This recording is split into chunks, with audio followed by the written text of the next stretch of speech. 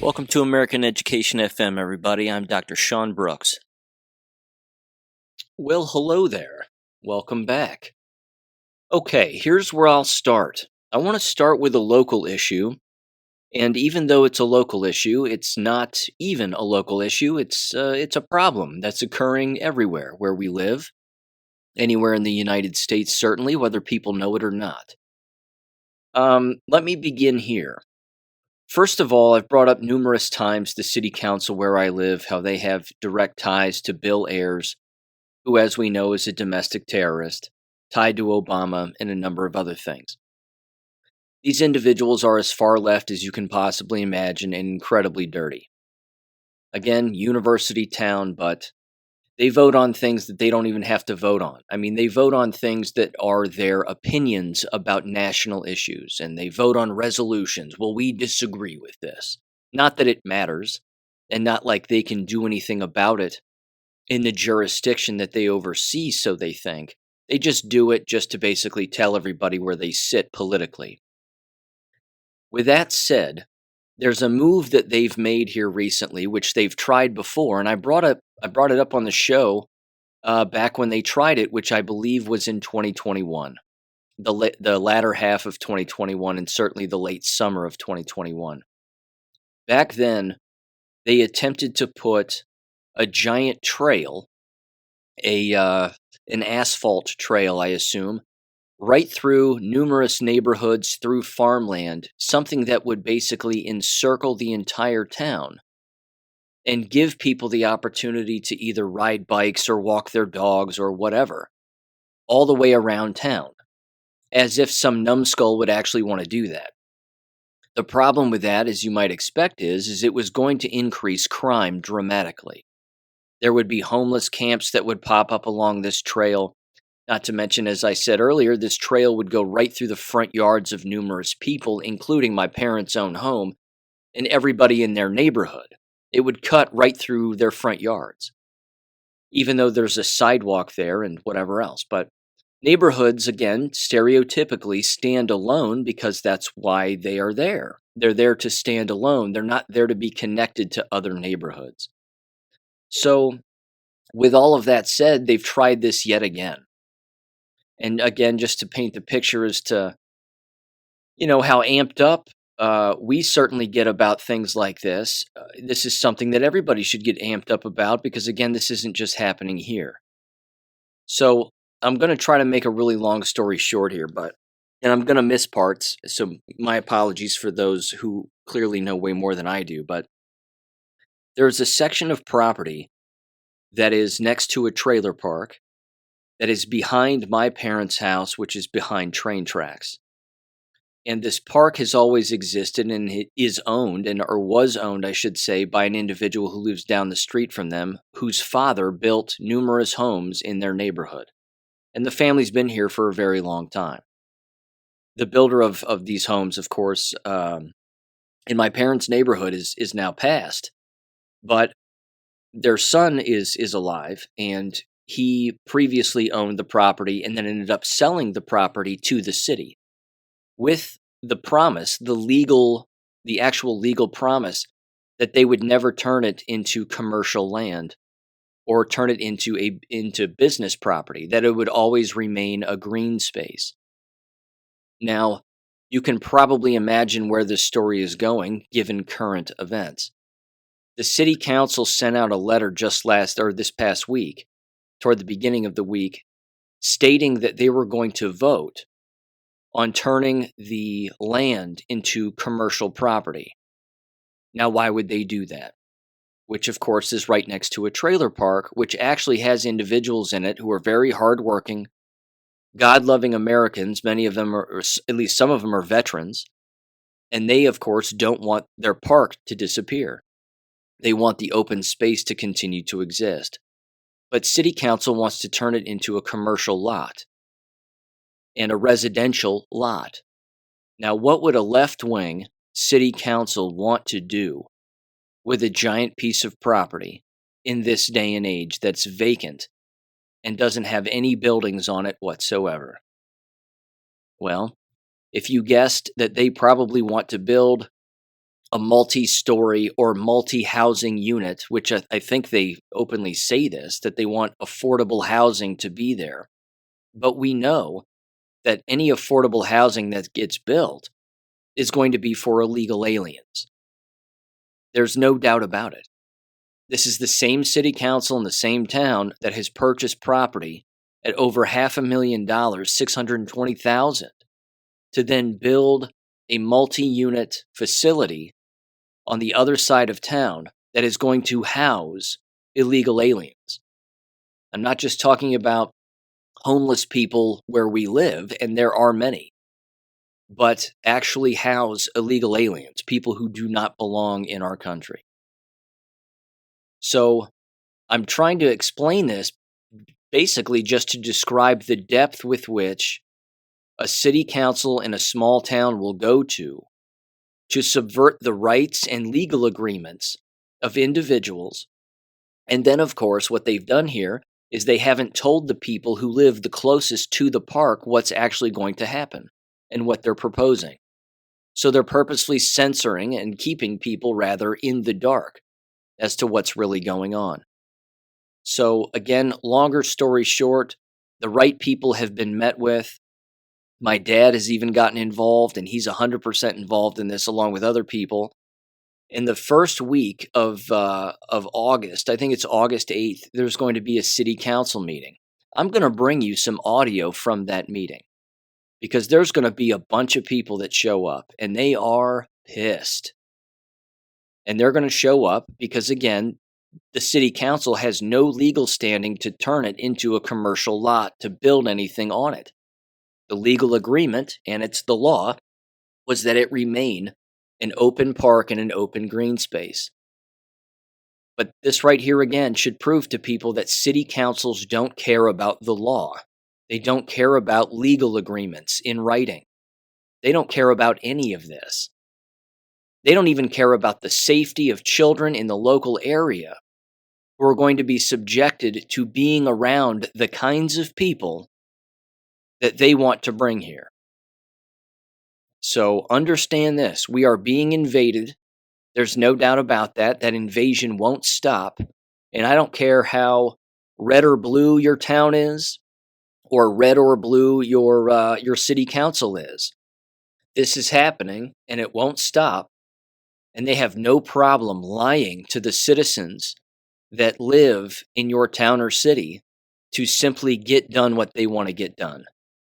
They are the worst of the worst, and they're about to be reminded of how wrong they are. They couldn't get their trail, which they wanted. So now they're buying up property and trying to buy up as much property as possible, and constantly looking at these maps and surveilling these maps and saying, well, who owns this land? Maybe we can buy it out from underneath them, and we'll tell them that, well, we're just interested in having it, and maybe you don't need it anymore. Not telling the person, of course, that they fully intend on building some kind of a housing unit where 9 times out of 10 or 10 times out of 10, they call it affordable housing or low-income housing. That's code word and code language for we want illegals to be here and we want illegals to live on that property. Every time it means that. And this right here in our local town is about to get shut down yet again. So I'm mentioning this story to you because when the time comes, I'm going to bring you some audio from that city council meeting. It's going to be a doozy. I'm certain of it. Like I said, you're even going to hear my dad railing on these people. I guarantee it. So, anyway, this is happening all over the place. It's happening everywhere. And again, we're being invaded. And we can't let these city councils overtake these kinds of properties. If you're a property owner, you need to sit on it. And you need to get a trust and make sure that that property stays in your family name. And that it's in the trust that the property never get turned over to a city council, or it never gets turned over again to a commercial business or something like that, because even they can turn those commercial businesses into housing units for illegal aliens. This is happening all over the United States. I just saw a story just yesterday, I think, where Outside of a mental hospital, they were using the parking lot itself, outside of a mental hospital, to house illegal aliens and the homeless. You've heard me say again, and this is happening too, they're using vacant school buildings to do the exact same thing. I mean, this is the future. And unfortunately, we know that as these schools close, someone's going to have to use that property and buy up that property. So if the city can buy it or a town can buy it, what is this left-wing city or a left-wing town, and maybe they're not even left-wing, what do you think they're going to do with that vacant building? They're going to use it again as constant housing for illegal aliens. And this is a serious safety problem for everyone in every town, in every city, in every small little neighborhood that exists. What's interesting about this park, which is next to the trailer park, is that, again, it's almost like old-time America. Children playing in the street, riding their bikes. You can hear them playing baseball over there. It really is, from an auditory standpoint and a visual standpoint, I haven't been there, so I haven't seen it myself, but I hear it all the time. You can hear children playing. Now, is there the occasional criminal child or delinquent, who breaks the law over there? Probably.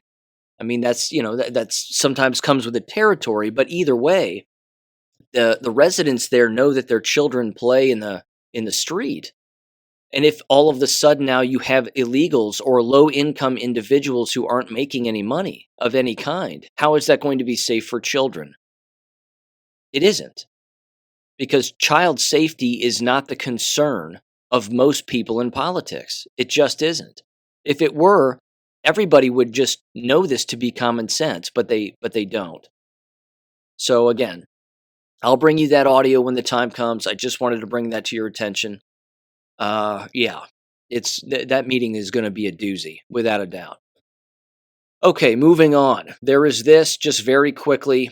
This was from the Gateway Pundit. World Aquatics announces an open category for transgender swimmers. Of course, this is the whole, whatever his real name is, Mike Thomas or Leah Thomas or whatever the hell, the pretend woman. This is basically exactly what I was speaking about a long time ago, where I said, wouldn't it be funny if there were just basically tranny sports, and the only thing that existed were a bunch of people pretending to be girls, and then they all engaged in the exact same sport? I mean, this is actually happening. I can't actually believe that it's happening, but hey, I've believed stranger things, and this right here is one of them. So it'll be interesting to see how long this lasts. But they're starting to see that certain people, of course, are, they're deranged, pretending to be a different gender than they are, a different sex than they are, that they somehow need their own sport league. This is going to get funny. Can you imagine ESPN covering something like this in the future? Over to the tranny league now, as we want to watch, Pat swim against Pat, and Rochelle swim against Rochelle. They used to be called Richard, but now they're Rochelle. Anyway, into the water they go. It's just too good. It's too good. I can't wait for ESPN to start normalizing this insanity. Of course, they already have, and I have some ESPN-related news that's jab-related a little bit later as well. Thank you to Cicely for sending me this audio clip. It's perfect, but I'll play that later. Just wanted to bring that to your attention. I'm sure it'll come to ESPN soon enough, and who knows, maybe it'll be ESPN4. The Tranny League. Time will tell. Anywho, into education-related things, wanted to bring this to your attention too. Jesse James threw this my way from LouRockwell.com. This is written by Ron Paul and the Ron Paul Institute. It is titled, Your Kid's School Went Woke? Consider homeschool. It's a very short, very straightforward article. Let me read this for you very quickly. Again, the Ron Paul curriculum is ronpaulcurriculum.com if you're interested in checking that out. Me personally, I've never done a deep dive on the Ron Paul curriculum. I don't know if it's accredited or not. I've had some people tell me it is. Some people say it's not. Either way, it's certainly an option. And if it's not the main program, then it can certainly be a supplemental one as well. But he said the following, quote, woke, quote unquote, which we know as Satanism, culture has become so prominent in the American education system that it would not be surprising to learn that schools were replacing the once popular rhyme, "Sticks and stones may break my bones, but words will never hurt me," with "Sticks and stones may break my bones, but opinions I disagree with can make me feel unsafe, so they must be silenced." It says, take the case of 12-year-old Liam Morrison, a student at Nichols Middle School in Middleborough, Massachusetts. This March, Liam was told to change his shirt or be sent home. You're probably familiar with his story. It says school staff are reported to have said that his shirt targeted a protected class. Liam says that he was told his shirt was making some students feel unsafe. Did Liam's shirt advocate violence? No. Liam's shirt simply stated that there were only two genders. A free society cannot exist where a substantial portion of its population demands and receives protection from exposure to opposing ideas. If the history of authoritarianism teaches us anything, it is that those in positions of power are often willing to provide a frightened people with security, quote unquote, as long as the people are willing to sacrifice their and their fellow citizens' liberty. Well, haven't we seen that in the last 3 years? He continued, he said, quote, fighting the woke agenda, which is Satanism. So we got to stop saying woke, everybody. Call it Satanism. Agenda is therefore not, as some libertarians claim, a culture war distraction from the pursuit of liberty. Instead, fighting the woke agenda is crucial to restoring a free society. Of course, this means working to roll back government power by, for example, shutting down the unconstitutional Department of Education and getting Congress to pass legislation forbidding government officials from telling social media companies to censor certain American citizens. We must also resist joining those misguided conservatives who are calling on the right to seek to use government power to impose a right-wing version of wokeness on the American people. I'm going to interrupt Dr. Paul here for just a second. I would take it a step further, and you know where I'm going with this, which is, yes, I agree with him. Get rid of the Department of Education, no doubt about it. But do not reform anything. If you walk away from these schools, you make them bankrupt. That's what has to happen here. You can't change things from the inside with just a school board meeting. It doesn't work that way. There's always going to be someone else there to take over after a particular good person, so to speak, is on a school board. But what environment doesn't have school boards? I think we know. It's clearly the homeschooling environment. And as far as government intervention is concerned, the only thing that needs to be passed at the state level is to ensure and make it law across the nation that no one can come after homeschoolers, that no one can come after homeschooling curriculums or families. That, ladies and gentlemen, is the definition of freedom. And it used to exist in this country. Of course, it does not exist. I'll bring up the Heritage Foundation a little bit later. As you've heard me say with their Project 2025, they are on the wrong side of history on this. And I would say that clearly Dr. Ron Paul here is and has been on the right side of this for a very long time. It continues here. It says, the backlash against wokeness in schools is leading more parents to either become involved in their local school boards or to look for alternatives such as homeschooling. Parents who are interested in a homeschooling program that provides children with a well-rounded education that will help their child awake but not become woke should consider my homeschool curriculum. The Ron Paul curriculum provides students with a well-rounded education that includes rigorous programs in history, mathematics, and the physical and natural sciences. The curriculum also provides instruction in personal finance. Students can develop superior written and oral communication via intensive writing and public speaking courses. Another feature of my curriculum is that it provides students the opportunity to create and run their own internet business. The government and history sections of the curriculum emphasize Austrian economics, libertarian political theory, and the history of liberty.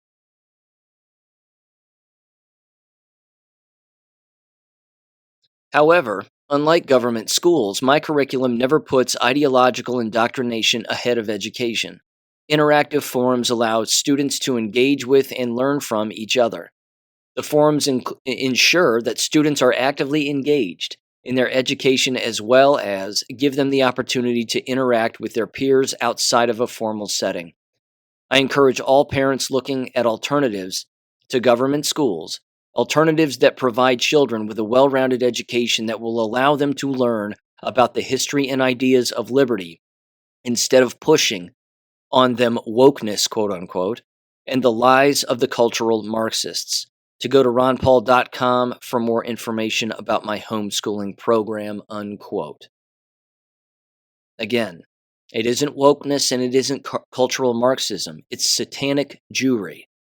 That's the problem. So we can keep sugarcoating all these words all we want, but it is Satanism. That is the ultimate problem here. And that's not going to go away because do you think Satan quits? Do you think he's going to give up without a fight? Nope, he won't. He'll continue to do what he's doing, and the individuals who follow him will continue to do what they are doing because that's their orders. They get their orders from the very top, and their top is Satan. Now, speaking of a satanic agenda, I want to revisit a subject here that Jesse James just sent my way. And this is interesting, and it has specifically to do with the Oxford High School. This, of course, was the location of the real, not fake, it was real, the real shooting at the hands of Ethan Crumbley. Now, as we know, because we went over that a long time ago, and I'm not entirely sure when the trial for the parents is set to start. Again, it could be August, it could be September, October, maybe even later than that now. It just keeps being pushed back. And keep in mind, ladies and gentlemen, Ethan Crumbley's parents are still in jail and have been since 2021. They're still in jail. They didn't pull a single trigger, and they're still in jail, which, as you've heard me say, they're politically trying to send a message to every single parent that if your child uses a gun, certainly in a school, then you're going to find yourself in jail as a parent, even though you yourself didn't pull the trigger. Now, they're doing this with two white parents. You don't actually think they're going to do this with black parents, do you? No.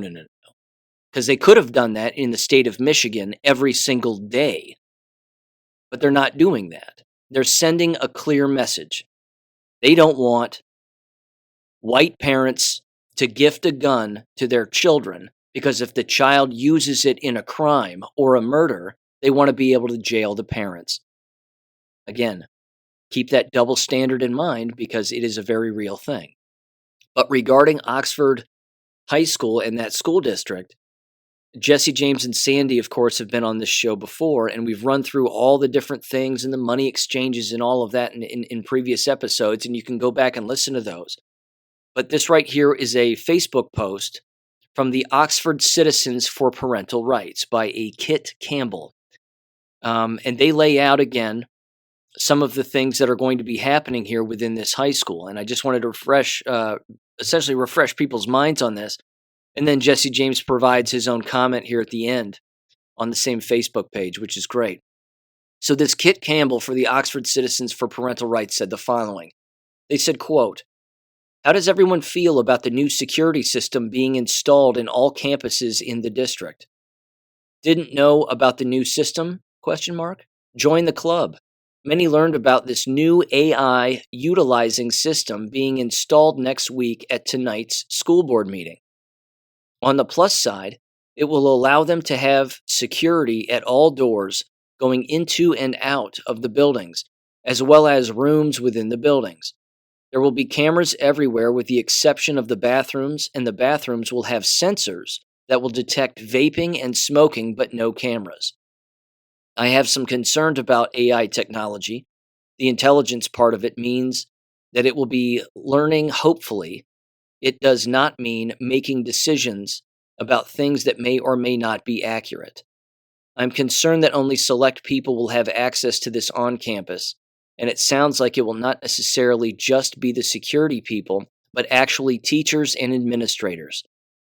I wonder how well they're going to get trained on it. 3 weeks is not a long time to learn a whole new security system.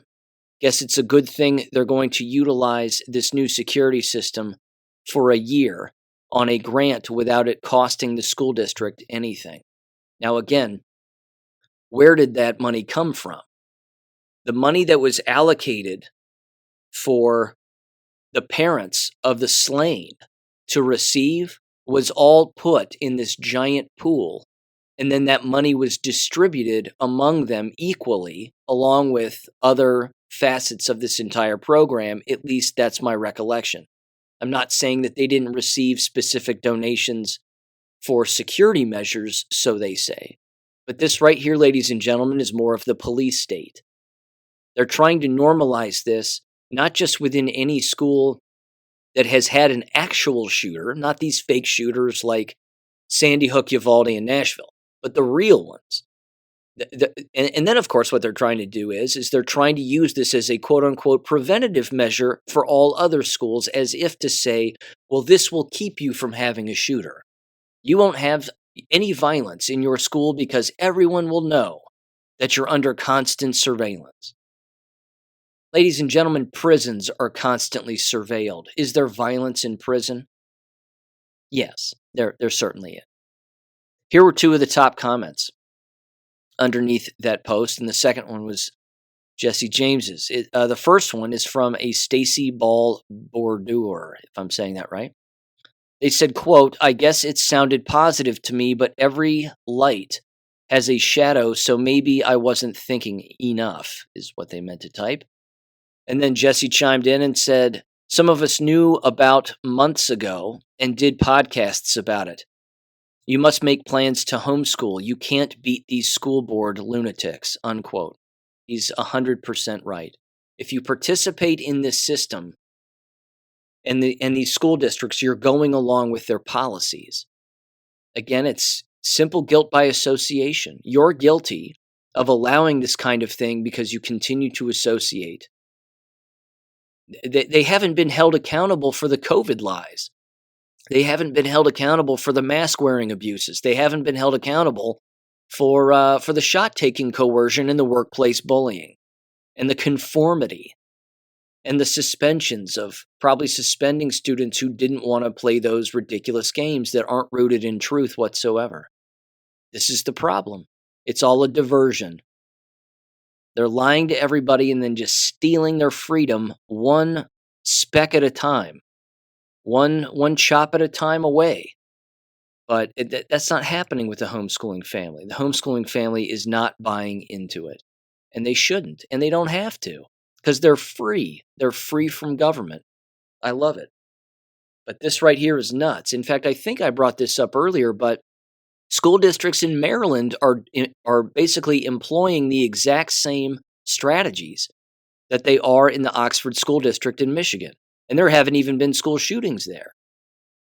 Even Maryland schools are using this clear backpack strategy. That if all students have a clear backpack, well, then everybody can see into the backpack.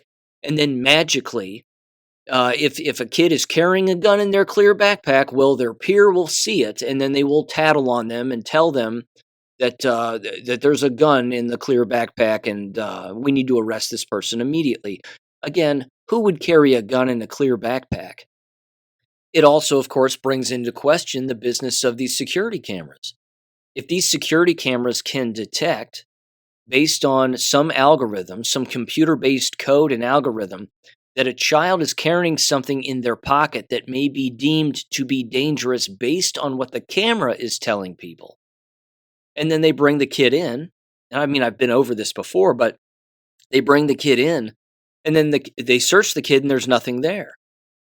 Does the child have any, any recourse? Is there any recourse there against the school district or the officials who are checking the cameras where the computer told the human being that something could be afoot? How often are they going to be bringing in students and falsely accusing them of possessing something that they, in fact, do not possess? This is all designed to destroy the mind. It's all designed to get these young people to believe in a police state, that it is for their safety. Don't worry, we're from the government. We're here to help you. That's the message. And it's getting people killed. It's wearing away at their mental and emotional frame of mind, because that's what it's designed to do. What a nightmare. I mean, what a nightmarish school district. They've gone off the absolute deep end. How about Uvalde? Are they doing that? How about Nashville? How about that Nashville school? Are they doing these kinds of things too? Are we hearing about this in the news regarding them? No, we aren't. Why is that? Why are we not hearing these kinds of surveillance stories from those schools that actually had fake shootings that were bigger fake shootings where people did not die? And then in Michigan, they're going full bore, pedal to the floor, fifth gear all the way with all these security measures, clear backpacks, bullet sniffing dogs. Remember that one? That's a thing. That's going to be a thing there. It's completely nuts. Only a nuts parent would send their child to that environment at this point. It is that simple. If their child can read and their child can write, give the Ron Paul curriculum a try. Abeka.com, you've heard me mention it a million times. They're everywhere. These programs are everywhere. The American school system is obsolete. It's completely obsolete. Let me play this now.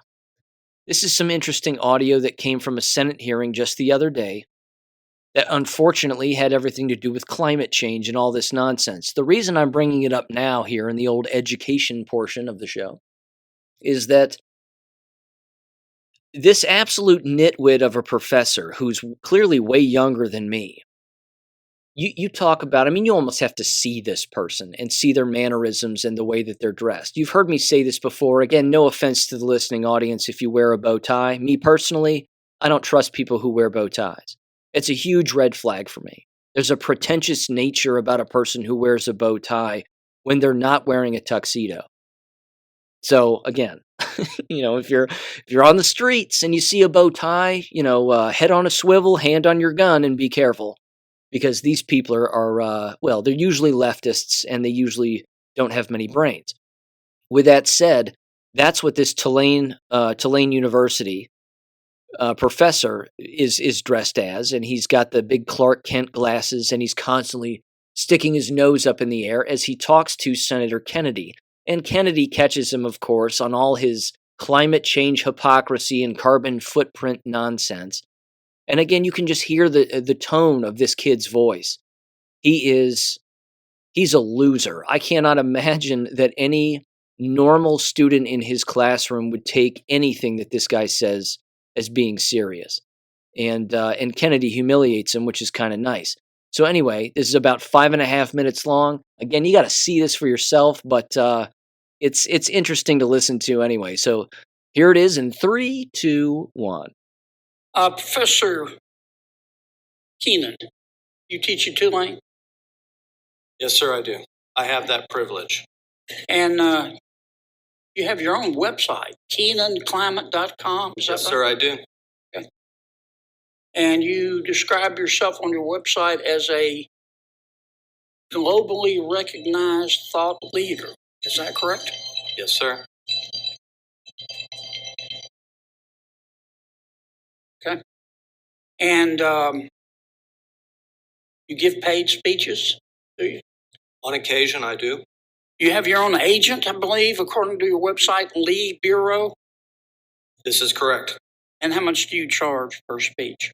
It varies depending on the audience, the amount of preparation work that goes, and the amount of follow-through. Usually, the last paid speech you gave, how much did you receive? I'm happy to follow up on. You don't remember? I do not. Do you give that money to Tulane? I do not. You keep it? Yes, this is outside of my capacity as a professor. Right. As is standard course. You recently sent a letter. You recently joined a lot of other academics. You signed a letter demanding that elite institutions and universities stop accepting money from fossil fuel companies. Is that correct? This is correct. You consider Tulane an elite university? I would like to think that we have a high standard of excellence in our education and our research. Okay.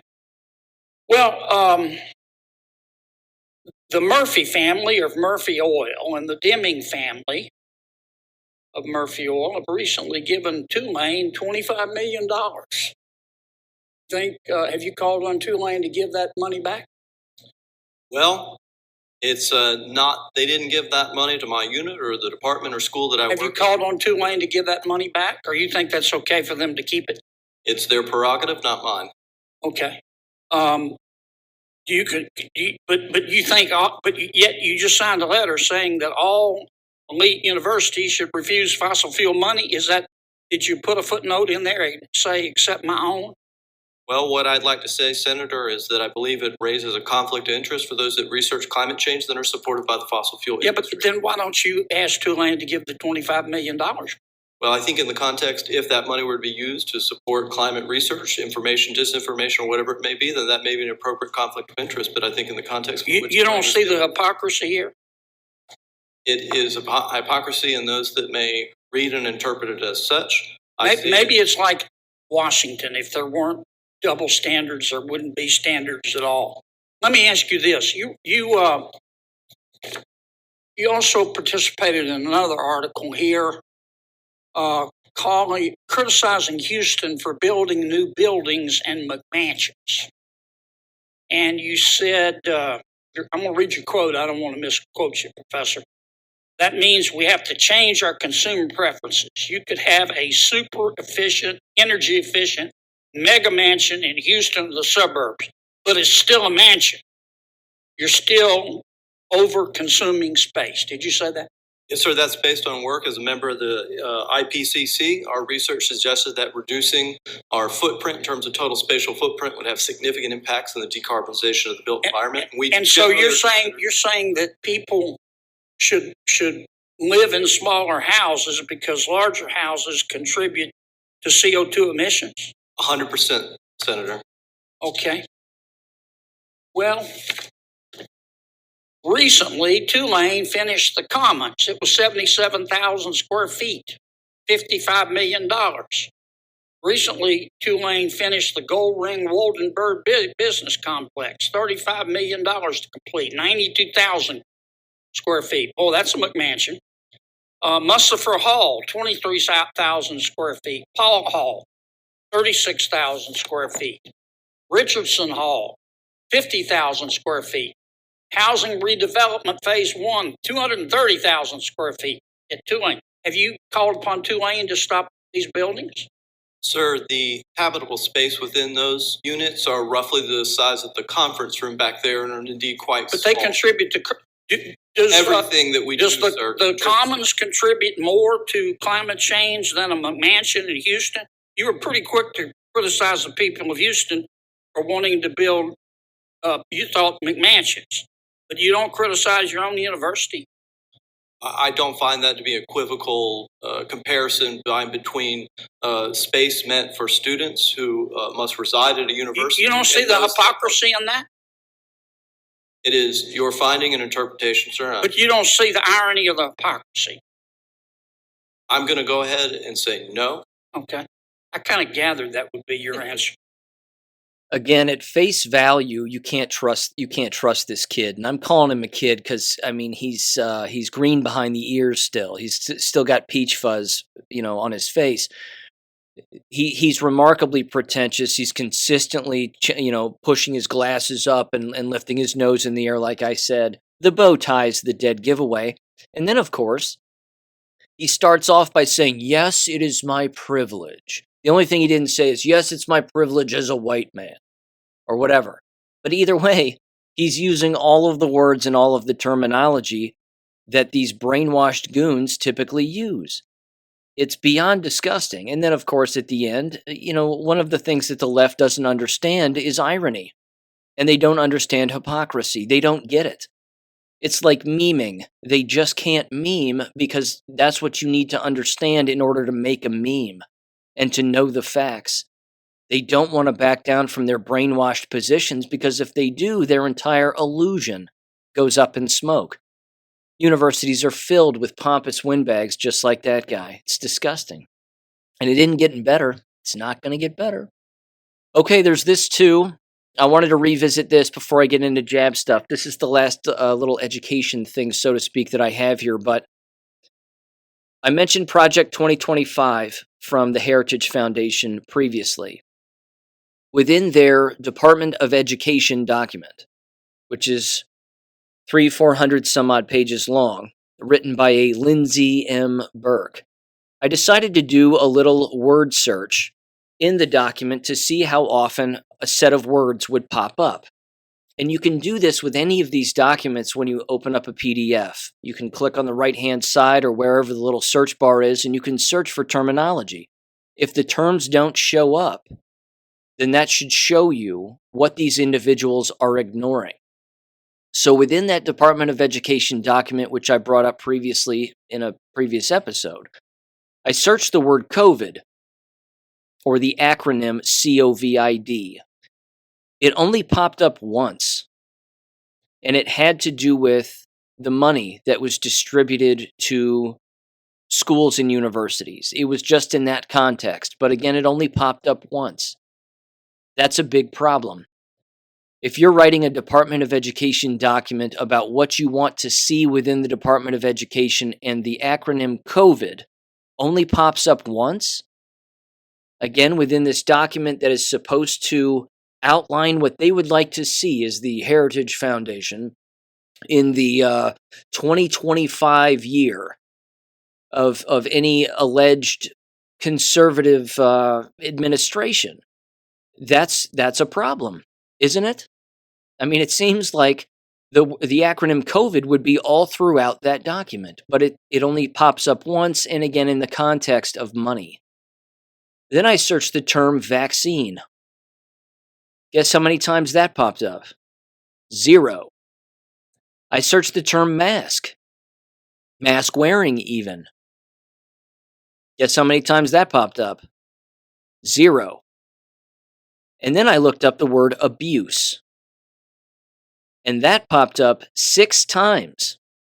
6 times the word abuse popped up, but it was only in the context of student loans.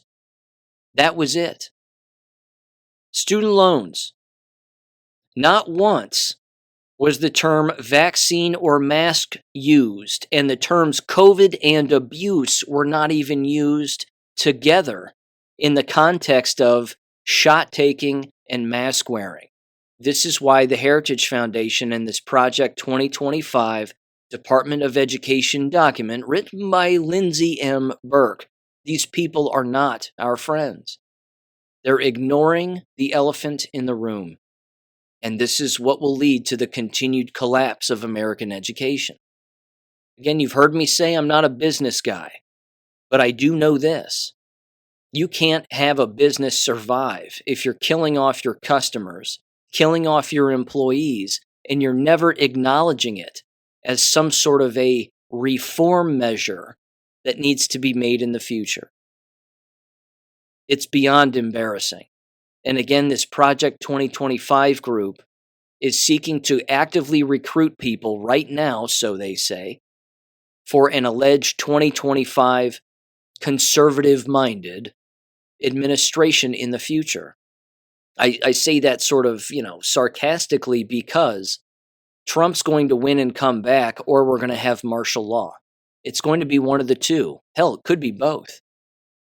But either way, the Heritage Foundation has no business intervening with any of this because at face value, they're not even covering what needs to be covered. They're not acknowledging the problem. They're not spanking the child after the child has done the worst thing imaginable. And then they're just expecting what? That their reform measures are going to just magically fix everything and anything without people knowing? Or without people recognizing what the real problem is? It's disgusting. And that leads me to jab stuff. I'm going to hit you with this first. This is an audio clip Cicely sent me from ESPN. You've probably heard LeBron James's son fell flat as a result of a heart attack. Well, he's jabbed. There's no denying that. Again, the walls are closing in, and this depopulation agenda is hitting people right in the face, and they can't even see it. Endless people can't even see this. They're just chalking it up to, well, he's young, and maybe there's an underlying condition, and maybe he was exerting himself. It's summer, and he's hot, and blah, blah, blah. They were inside during a USC basketball practice or whatever it was, a camp, something along those lines. It's amazing. So what do you think ESPN's going to say about it? Now, as it turns out, I've checked this audio and for some reason it's not playing anymore. I'm hitting play, everything is unmuted. The breaking news Sports Center report as it happened isn't even playing anymore. And I wanted to play it because they had on two doctors from the University of Alabama, if I'm not mistaken. Anyway, they had a Dr. Camden Hebson, and he's sitting next to a female, and again, they're talking about this and whatever else. But I did find this other clip, which is equally as disturbing. It's 5 minutes and 44 seconds long. It's Sage Steele and another guy. This is when they're on Sports Center, I guess. But they talk to Stephen A. Smith, because we got to get his take, because he matters. But anyway, they end up talking with the Good Morning America nurse, who again is an absolute abomination. This is Dr. Jennifer Ashton. She's the ABC News chief medical correspondent. This is the woman who on those Good Morning America shows over the last 3 years has been pushing every mask and jab thing in lockstep with the enemy just from day one. And she's not letting up. So we'll listen to what she says too and what she doesn't say. But this is, again, 5 minutes and 44 seconds long. These people disgust me, but give this a listen. There is no news bigger than the news about LeBron James, his oldest son, the news that came out just over an hour ago, and it is terribly disturbing news out of Los Angeles. Bronny James, it is our breaking news. The 18-year-old son of LeBron James collapsed after suffering cardiac arrest during USC's practice. It happened yesterday. The family has released a statement in part saying that Bronny is in stable condition and out of the intensive care unit. Here's the rest of what the family had to say in the statement as we take a look. Yesterday, while practicing, Bronny James suffered a cardiac arrest. Medical staff was able to treat Bronny and take him to the hospital. He is now in stable condition and no longer in ICU. We ask for respect and privacy for the James family, and we will update media when there is more information. LeBron and Savannah wish to publicly send their deepest thanks and appreciation to the USC medical and athletic staff for their incredible work and dedication to the safety of their athletes, end quote. Stephen A. Smith checked in on the James family and shared these thoughts when the news broke earlier on First Take. I was scared to death when I heard the news. Checked with some people. They said he's okay. Obviously, before I saw the family statement, they were saying he's okay and he's doing better. When you hear something like this, you just thank the good Lord that the medical staff was there in attendance, that he wasn't practicing by himself with nobody around, that there were people there to see and what transpired and ultimately come to the rescue. And we don't know how it's cardiac arrest, so obviously it's serious, but we don't know the intricate details. I'm just thankful. Thank the good Lord that he's doing okay and that whatever caused this is something they will identify and alleviate as soon as possible so he can restore his life back to normal. And certainly some of the news coming out about this seems to be good as we welcome in ABC News Chief Medical Correspondent Dr. Jennifer Ashton. And Dr. Ashton, can you explain to the viewer what cardiac arrest is and what might have happened to Bronny during practice? Well, first of all, this cardiac arrest, sudden cardiac arrest, is very different than a heart attack. Of course, a heart attack can cause sudden cardiac arrest, but remember, there's electrical system in the heart, there's mechanical pumping system of the heart. They both can go wrong. The bottom line is sudden cardiac arrest means there is no heartbeat. When there is no heartbeat, there's no oxygenation to the brain and the rest of the body. We know this is very, very rare when it comes to competitive athletes. It happens about 100 to 150 times a year in this country. And of course, it's human nature to say why, what could have caused this. The vast majority of cases are caused by a congenital and previously undetected or undiagnosed congenital heart defect known as HCM or hypertrophic cardiomyopathy. But certainly you can have this happen in a structurally normal heart. We're all familiar with what happened with Damar Hamlin. That is a very rare cause, commotio cordis, or there can be an irregular heartbeat in the electrical system, an arrhythmia. Bottom line is immediate intervention with CPR and AED absolutely saves lives. We have a saying in medicine, downtime every minute is brain function and heart function. And so obviously the news couldn't be better that Bronny is out of an ICU setting, but this is definitely a major medical and sports headline today. Yeah, a couple of follow-ups, if I may. I want to start with the thing you said about it, incredibly rare for athletes. I want to take that one step further. How rare is it for someone of Bronny's age at 18 years old? Well, we see it 100 to 150 cases in this country a year. And it always makes headlines for good reason. I mean, this is an elite athlete, someone who's in very good shape, who's used to physically pushing themselves. And it can happen just like it did with Damar Hamlin.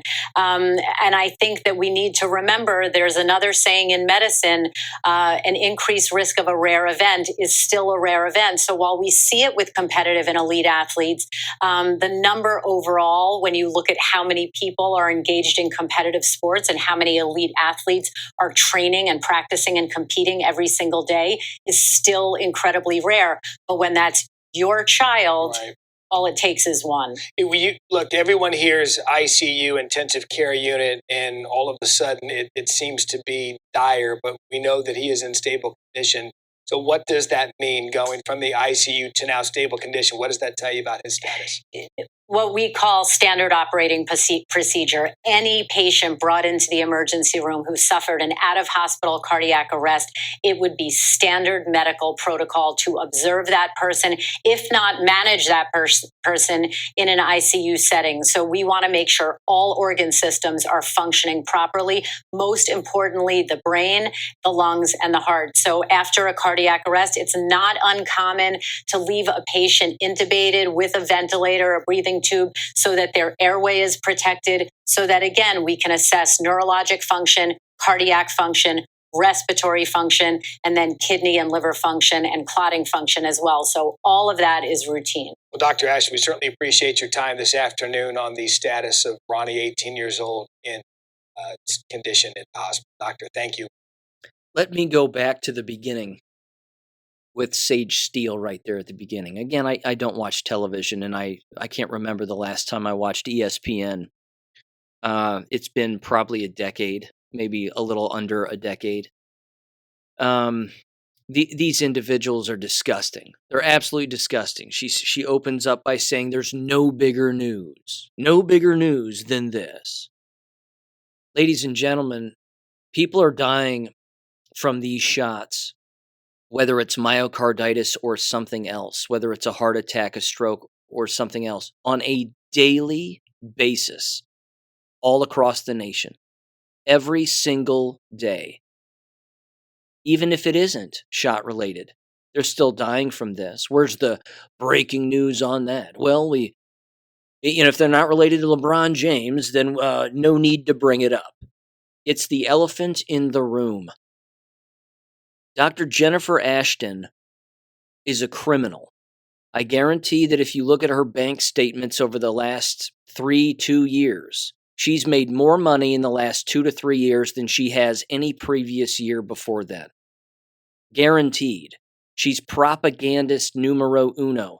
She continues to perpetuate all of these lies and never gets right down to the real issue. A real doctor would do that, but she's not. She's a snake oil salesman and a propagandist, and she's being paid by the satanic cult that is perpetuating all of this on a constant basis.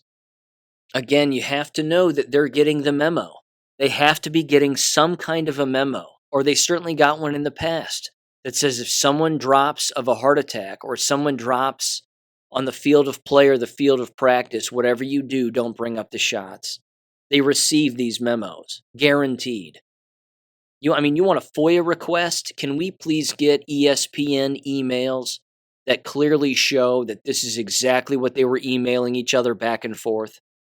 Are you telling me that not a single employee of ESPN emailed one of their coworkers and said, well, looks like the shots took another one.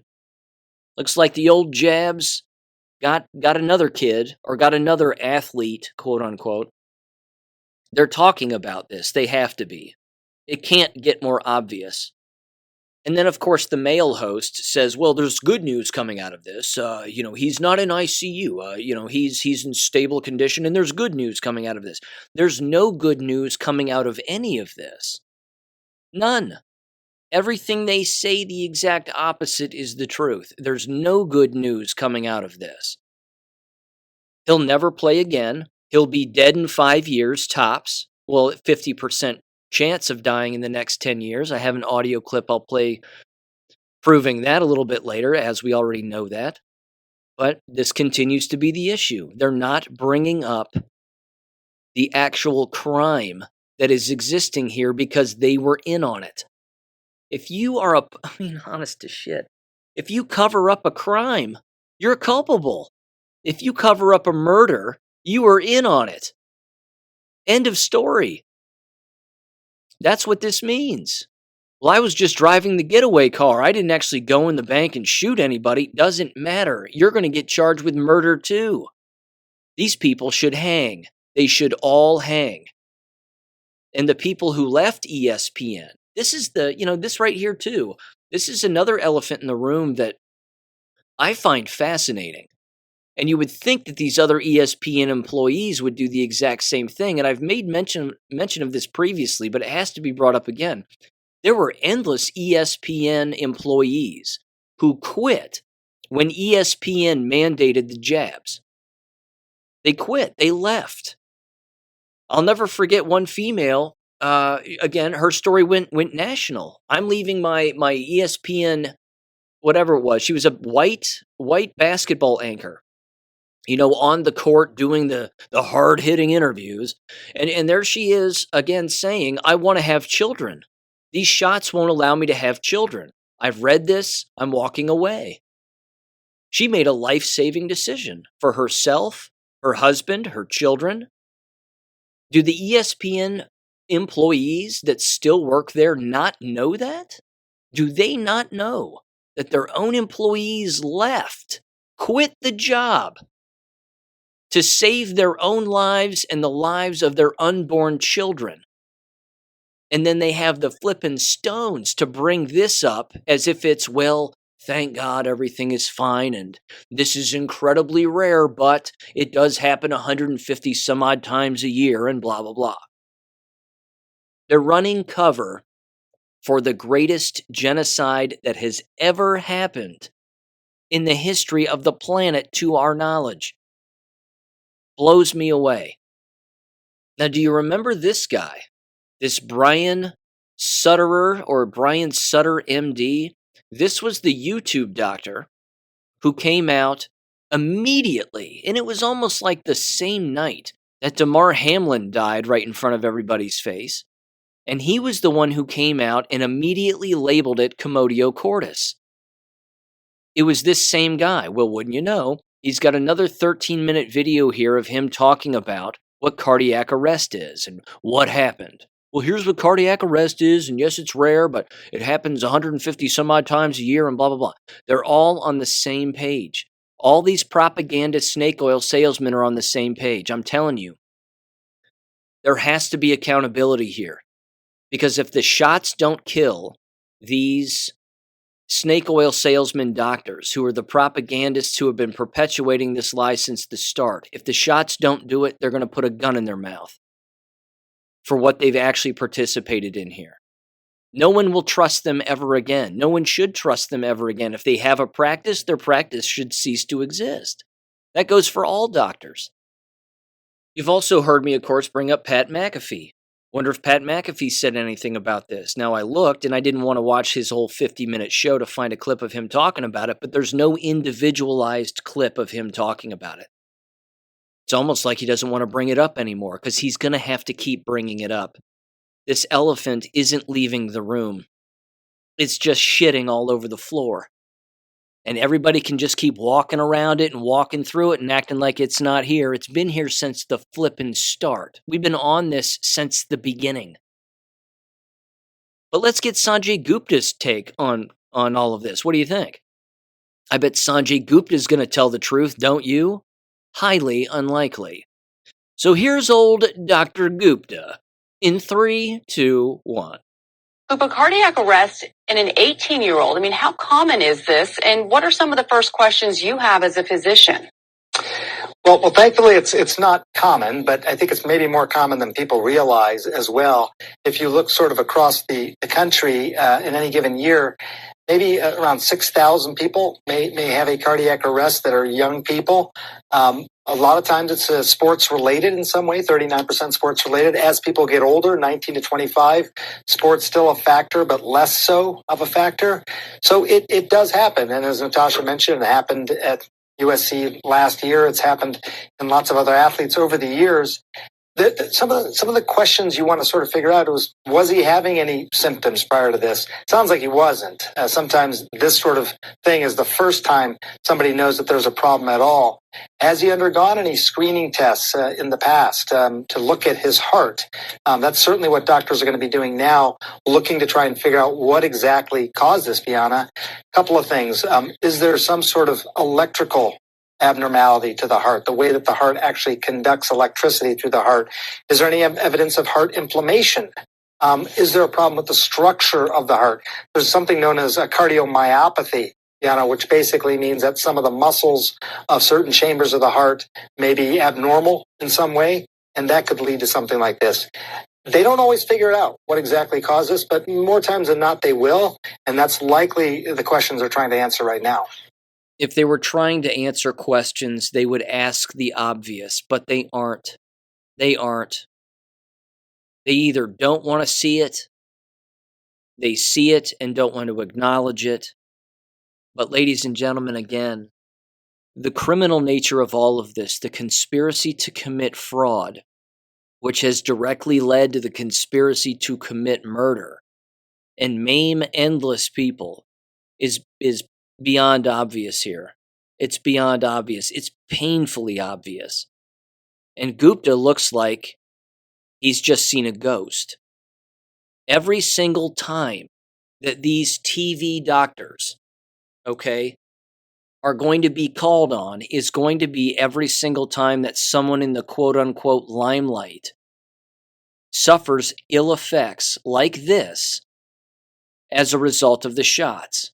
How often can they keep doing it? I mean, they've been doing it for a long time now, but how often can they keep doing it in the future and eventually not say what we already know? If they have medical licenses, they should all be stripped. But that also means that the entire medical license industry and those boards, those medical boards that hold those licenses over everybody's heads, those people need to be eliminated too. That's how high this corruption goes. And as we know, it goes even above their heads, because even those people who sit on those boards have medical licenses. So, I mean, the actual conspiracy is massive. It's enormous. But this again is where these YouTube doctors come out and all these YouTube shows with all these people calling us conspiracy theorists. It's not a theory, it's at face value. And yes, it is a conspiracy, because conspiracy is against the law. More than one person working together to lie about a crime. At least one crime.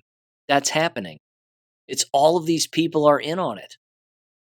I want to stay alive long enough to see what happens to them, if anything.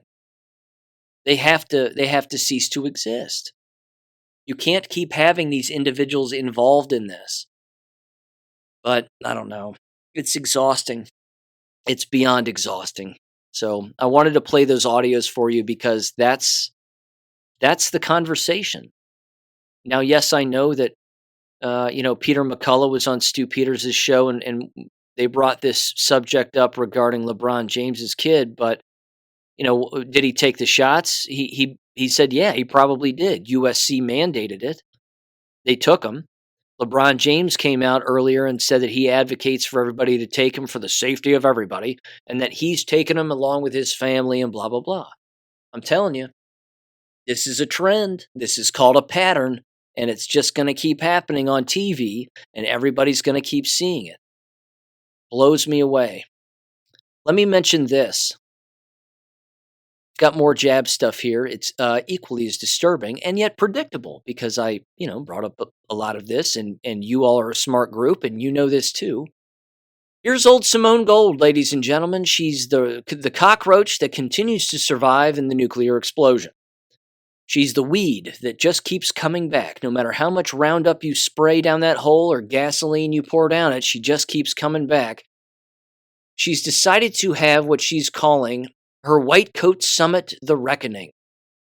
Dr. Simone Gold, America's Frontline Doctors, presents on July 27th, which is, as I'm recording this, 2023, her White Coat Summit. Crimes against humanity have been committed, this pamphlet says. Millions of innocent people harmed and killed by lockdowns, hospital protocols, and experimental injections. Now allegations and evidence will be presented. Due process will be upheld, and so will the law. Retribution will be demanded, and justice must be served. It is time for the reckoning. Scan here to watch the live stream. Her in Washington, D.C. Again, in this picture, you have Dr. Mark McDonald and Stella Emanuel along with this other guy. I can't imagine anybody would associate with Dr. Simone Gold, but allegedly, this is where Robert Malone is also going to be standing with her and demanding the same. Most people who know about Simone Gold know that she is a grifter. She belongs in jail for misappropriating millions of dollars, and she's a fraud. She's not going to give up the goose here, and she isn't going to give up the grift. She has to keep the grift going. So I might tune into this just to catch a little bit, but yeah, I don't know. I'm not banking on it. I really don't feel like throwing up today. So that, there's always that. But she is a criminal who walks among us, and it's no good. It just continues. So there is that. And then there's this. AJ Gochik sent me this. I think you all know a guy who said that this was going to happen, and sure enough, here it is. This is from AARP. It is titled, 3 shots this fall? ? What to know about getting the RSV, flu, and COVID vaccines. Experts are hopeful that the combination will lessen the likelihood of a repeat tripledemic. By a Rachel Nania, Nania. This Rachel person is an abomination. Who with a brain in their skull writes an article like this? I can't believe I'm going to read this, but I'm going to read this because this is the worst. And I'm telling you, they're already writing about it, which means it's going to happen. Here it is. It says, quote, this fall, many older adults will be encouraged to not get 1, not 2, but 3 vaccines to prevent against 3 common respiratory viruses that sicken millions of Americans each year and become increasingly dangerous with age. I'm going to stop it already. I have a feeling one of my Deadpools is going to pay out this year. I can feel it in my bones. One of these school board members, one of these city council members is going to fall for this, and my Deadpool is going to pay out. Again, it could be the Westerville City Schools gal, a Mrs. Jennifer Altman. She's sicker than a dog and doesn't know why. It could be Jason Bracken, who sits on the local city council. He's first in my Deadpool. The mayor is number 2, but who knows? If these nitwits line up for these, well, they're finished. It continues. It says, most are familiar with the annual flu shot. Roughly half of adults rolled up their sleeves for one last year.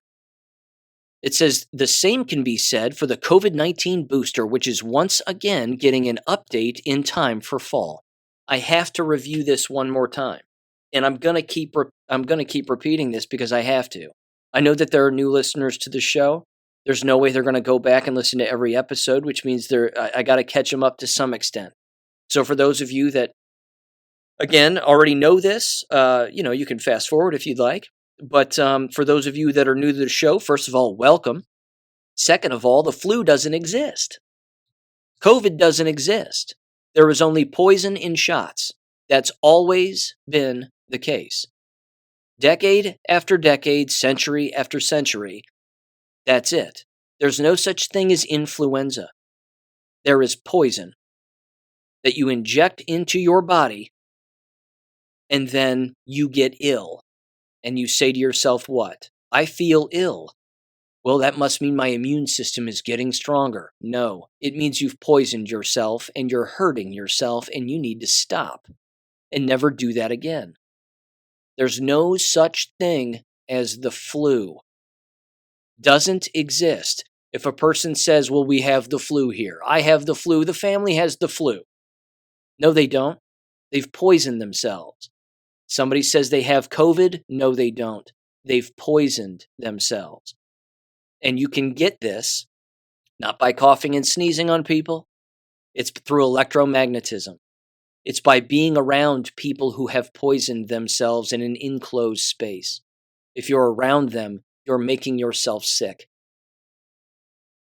Okay. Sorry you had to sit through that one more time, but that's the facts. Doesn't get any more factual than that. And how simple it is what should bother everybody. Because the truth is remarkably simple to understand. It's the lies that are difficult to remember. And it's the lies that are hard to memorize. Like the variant lie and long COVID and all that other bullshit. Okay, it continues. New to this menu this year, and they call it a flippin' menu. They're calling it a menu. These people have no shame and no taste whatsoever. New to the menu this year, however, is a vaccine for RSV or respiratory syncytial virus. There's no such thing as viruses either, ladies and gentlemen, which is often associated with young kids but sends as many as 160,000 adults 65 years and older to the hospital each year and kills as many as 10,000. No. Respiratory syncytial virus is from injecting yourself with poison. And then your central nervous system hijacks your respiratory system. And then you start coughing. And you can't stop coughing. And then you have trouble breathing. Because you've poisoned yourself. It continues, quote, here we go, this is coming from a medical doctor, so, time to believe it. It says, quote, we have learned over the last 20 years that year in and year out, RSV probably causes as much illness as influenza. Weird. See how they combine the two? What's the one element that causes both? The shots. This is from a William Schaffner, MD, who is with the National Foundation for Infectious Disease and is a professor of preventative medicine and infectious disease at Vanderbilt University School of Medicine. Because if you don't say what he just said, that fairy tale lie, you can't work at Vanderbilt University School of Medicine. It says RSV hit the U.S. especially hard last fall, right around the same time COVID-19 and flu cases gained steam. What else was gaining steam around then? Taking flu shots and COVID shots. Early estimates show the flu killed as many as 58,000 Americans in the 2022-23 season. Meanwhile, COVID-19 sent tens of thousands of people to the hospital each week during the fall of 2022. This led some to dub the viral convergence a tripledemic. That's italicized. So get ready for the Tripledemic commercials, because it's coming. Hell, it's right here. They're already writing about it. It's not even August. I mean, it's not even August. Quote, from another medical doctor, or a snake oil salesman who should be hung by the neck until dead. It says, quote, we definitely really concerning to watch. It was definitely really concerning to watch, says Rachel Presti, MD, an associate professor of medicine at Washington University's School of Medicine in St. Louis. This year, though, there's a new tool to help fight back. A vaccine for RSV, the first ever, it says. If you're putting anything in your body, you're going to die. I can't make it any more blunt than that. If you do this to yourself, you're dead. It continues, unfortunately. It says 2 versions were approved by the Food and Drug Administration in May and are expected to be available by the fall. Both are for adults 60 and older. Oh, ladies and gentlemen, don't worry. It'll work its way right down the food chain, through the ages, right down into infancy. Mark my words, same program, same policy, same procedure as the bioweapon shots. Same thing. When should you get an RSV vaccine, it says. Health officials are encouraging older adults to talk to their doctor to see whether the RSV vaccine is right for them. If that answer is yes, Presti says there's no need to delay. The RSV season generally starts in the fall and peaks in the winter, but last year's struck a bit early. Quote, so my recommendation would be to get the RSV vaccine as soon as it's locally available, Presti says. Starting to throw up in my mouth. Pfizer, the manufacturer of one of the RSV vaccines, expects its shot to be available in late summer or early fall. GlaxoSmithKline, the manufacturer of the other, is working on a similar timeline. It says in parentheses here, and there's little difference between the two approved shots, Presti adds. So again, it comes down to what's on hand. Jesus. These people are responsible for the murders of endless humans. It continues, quote, one thing you will want to consider is spacing the RSV vaccine out from your flu and COVID vaccines. Well, isn't that weird? That's not what they did a year ago, where you were told you could walk your ass right into a Walmart and get 5 shots at the same time. Flu, COVID, shingles, a booster, and something else, a tetanus shot, just for fun. The good old sterilization tetanus shot is the cherry on top. It says, and in studies here, the influenza antibody response was better than the flu and RSV vaccines were given separately. If they were given separately, Schaffner explains, though more information on RSV vaccine co-administration is expected soon. That said, the COVID-19 boosters and flu shots can be given together. Excuse me? I thought they just said space them apart. And then they come back in the very next sentence and say, with all that said, the COVID-19 boosters and flu shots can be given together. Honest to God. And they admit it. They said, and last year often were. So there's no need to make separate trips for the clinic or pharmacy for those. You can save on gas money and time, because we will snatch all the time away from you you can possibly imagine. The big clock in the sky, ladies and gentlemen. How often will you need the 3 vaccines? My God, here we go. Just a few more paragraphs. This is the last subsection. How often will you need the 3 vaccines? The influenza vaccine is one you need every year. Ideally by the end of October, the Centers for Disease Control and Prevention says. And remember, adults 65 and older should get the high-dose version for stronger protection. Oh my God. The high-dose version. What nitwit is walking into a shot distribution place and saying, excuse me, as they ring the bell? I'm here to get the high-dose version. Can you please give me the high-dose version? These people walk among us. They exist. They're real. Oh, no. It says the CDC estimates that 70 to 85% of flu-related deaths occur among adults 65 and older. It's because they're the ones getting these shots on a year-in, year-out basis. It says the COVID-19 vaccine schedule is still in flux, though many experts are in favor of moving to an annual shot in the fall as the virus settles into a more seasonal pattern. For now, older adults should pay attention to recommendations from health officials and stay up to date on their boosters. Jesus. The CDC recently gave the okay for adults 65 and older to go back for a second dose of the bivalent booster. Say goodbye to them. As for RSV, Schaffner says the duration for protection from the vaccine has yet to be determined.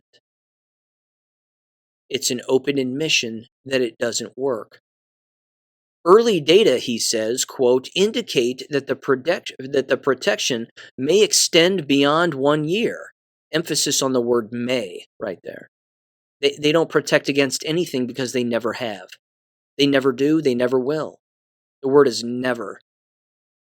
He said, meaning an annual shot might not be necessary. Well, I thought the CDC just said that they were necessary. He then ended up saying this, quote, that said, stay tuned for further developments. It finally wraps up. It says, if getting 3 shots this fall seems like a lot, consider the alternative, Presti says. This is the medical doctor. A vaccine is, quote, a whole lot less of a stress on your immune system, unquote, than getting infected and seriously ill from one or all of these common viruses. They said, quote, I understand that people are tired of it, but it's sort of something we should think about getting used to as just a way of preventing disease and keeping ourselves healthy, unquote. And that is the end of the article.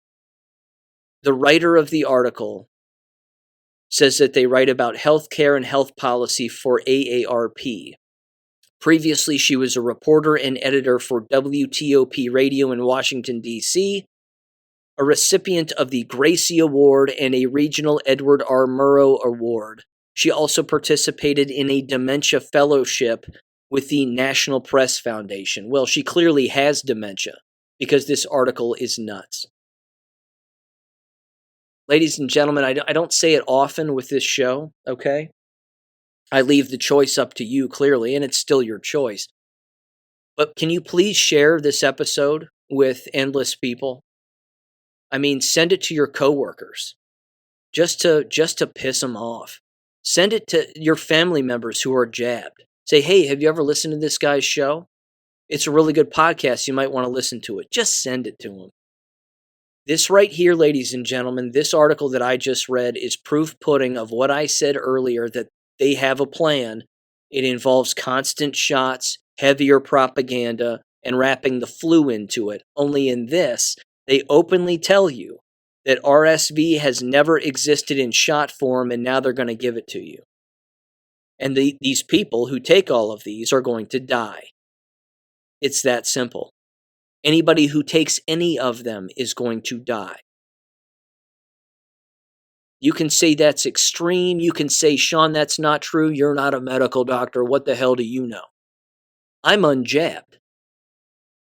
And I'm doing just fine. The only symptom I get is a sore throat from saying what I say on this show. That's it. That's the only ailment I typically have. The occasional exhaustion and whatever else. But that's it. That's it. I don't have AIDS. And these people who are taking these shots are going to get AIDS. And if they don't get AIDS, then they'll get dead before they get AIDS. Absolutely nuts. That right there is proof, ladies and gentlemen. I'll tell you what I'll do. I'll link that article in the description below. It's that bad. It's that bad. I'll tell you what. Very quickly, this happened the other day too. Chase Bank shut down Dr. Joseph Mercola's bank account, apparently out of Cape Coral, Florida. And why would they do that? Well, they don't like what he's saying. They don't like the information that he's bringing to bear. They don't like the people he's helping, and they don't like the people who are donating money to him. That's why they shut it down. So that happened, and that's continuing to happen. I'm going to end with this. You've heard me say that the Great Awakening is real. It is a biblical phenomenon of biblical proportions, and it is not a new thing. The Great Awakening has existed since before the Revolutionary War, and it involves people waking up to tyranny and being drawn closer to reality, which is God. You've heard me say that this is in numerous writings in revolutionary work by revolutionary authors from back in the day, including the framers of our country. and I stumbled across this article, which was published on August 10th of 2016. Now, it's an important date because the term the Great Awakening existed before then, as we know, way back, of course, before the Revolutionary War, but it was not in the mainstream the way that it is now. And this is actually a year plus before the Q drops started to hit. But this is from allthingsliberty.com, and it comes from a section that they have here titled The Journal of the American Revolution, is apparently what this website calls themselves. But there's a couple of sections of this that I want to read because this defines the history of the Great Awakening. And there's a subchapter or a subsection here of this article that is titled The Unsurprising Work of God. Let me just read a few excerpts from this entire article. It says, quote, "The Great Awakening was America's first major religious revival and was the most important religious event within the colonial period. While reporting on the revivals being experienced within New England, an astonished Edwards described the events as a, quote, a surprising work of God. But the first Great Awakening did not drop from heaven. Rather, it sprang forth from a turbulent and formative time within the American colonial's history. British colonial power had begun to shift following the defeat of the Spanish Armada in 1588. And in 1727, another war with the Spanish had broken out in Panama. It says intercolonial conflict had continued to brew, which would culminate with the coming French and Indian War, 1754 to 1763. Less than 100 years prior to the English Civil War had broken out and climaxed with the execution of King Charles I in 1649. Additionally, with the Glorious Revolution of 1688 and 1689, and the succession of William and Mary in favor of James II, the fear of royal persecution was resurrected among the Puritan colonies in America. It then says, while the 1689 Act of Toleration granted Protestant dissenters the right of private religious conscience, its actual effectiveness remained ambiguous. Yet in Massachusetts, a new charter in 1692 declared that, quote, there shall be a liberty of conscience allowed in the worship of God to all Christians, except Baptists. It says, with this inclusive shift to extend further rights to Anglicans, Quakers, and Baptists within the New England colonies, quote, the age of exclusionary Puritanism had come to an end. A few more paragraphs here. It says, traditionally, the revivals that make up the Great Awakening have been understood as a series of religious events that took place in the 1730s and 1740s. The revivals were the result of the colonial importation of Pietism, a German movement of the late 17th and early 18th centuries that emphasized intense personal and experiential contact with God. It says Pietism, if I'm saying that correctly, my apologies if I'm not, influenced British and Dutch religious cultures and crossed the Atlantic between 1680s and the 1730s due to German, Scottish, and Scots-Irish immigration. Well, that would be my homeboys. Championed by Jonathan Edwards in Northampton and typified by the preaching tours of George Whitefield, Theodore Jacob Fringlinghausen, James Davenport, Samuel Davies, and Gilbert Tennant, my apologies. The revivals emphasized a focus on spiritual rebirth. Those who had been reborn or awakened, quote unquote, were called new lights, stressed the individual and emotional experiences of conversation brought about by the workings of the Holy Spirit, and rejected any sorts of understanding that included good works as integral to salvation. Quote, the old lights, most notably Charles Chauncey, saw the revivals as a dangerous display of religious enthusiasm, by which they meant excess and delusion. So he was crazy. It says some scholars have characterized the period of the First Great Awakening as a sort of waiting period before the Revolution. Richard Bushman's studies have revealed that revivals affected the economic ambitions and the time period. Given that the revivals centered on the transformation of the individual, the self-consciousness and self-focus profoundly affected the social and communal aspects of day-to-day life within colonial America. Rather than operating through covenants and contracts, God acted through the heart and commitment of each individual, and therefore the individual need not look beyond himself for any source of authority. This meant that God did not work exclusively through kings or bishops and clergy or the magistrates, but through the people themselves. This did not only have religious implications, but also economic ones. As Bushman puts it, quote, "In the expanding economy of the 18th century, merchants and farmers felt free to pursue wealth with an avidity dangerously close to avarice, and energies released exerted irresponsibly pressure against traditional bounds. When the Great Awakening added its measure of opposition, the old institutions began to crumble." Unquote. Ladies and gentlemen, I could keep going. It's an excellent article. It's beyond exquisite. This has happened before. What we are experiencing now has happened before. Anybody trying to hold on to what they deem to be familiar now or previously, they have got to let go of it. There's no escaping this. This is a complete shift in consciousness of the people of God's world here. And he's the one pulling the strings. He's bypassed any institution of authority whatsoever and gone straight to us. Now, we've always had free will, but he's talking directly to us about what we need to be doing here. There's another subsection, enthusiasm for liberty. An all-American apocalypse is another one. Talks about the first American Revolution. In fact, I'll end it with this.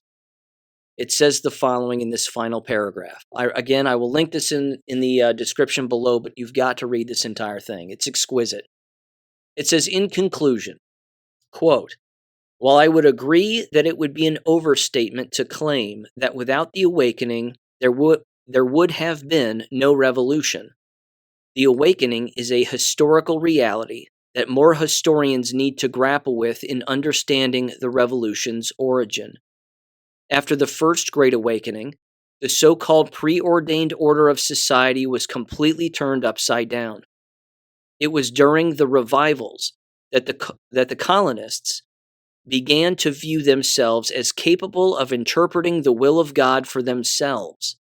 While John Winthrop may have promised that the Massachusetts Bay Colony would be like, quote, a city upon a hill, unquote, it was the First Great Awakening that truly provided the ground for the American colonists to begin to see themselves as a chosen people. They believed that God was working within the American colonies in a special way. Not only this, but the awakening provided the means by which colonists could communicate this revolutionary ideology. The First Great Awakening was not the American Revolution, but it was an American Revolution." Unquote. Ladies and gentlemen, we're living through another Great Awakening here. And what comes after the Great Awakening? A revolution. So here we go. Let's buckle up. Let's act like it, because it's happening whether we want it or not. It's here. No doubt about it. And the fun stuff hasn't even started yet. I'm going to link that in the description below, along with the AARP article. Please share this with as many people as you can. It's the best gift that you can give me. Thank you for listening, ladies and gentlemen. Have a great weekend, and I'll catch you on Monday. Peace. Thank you for listening to American Education FM. Make sure and check out AmericanEducationFM.com for more information. Take care and God bless.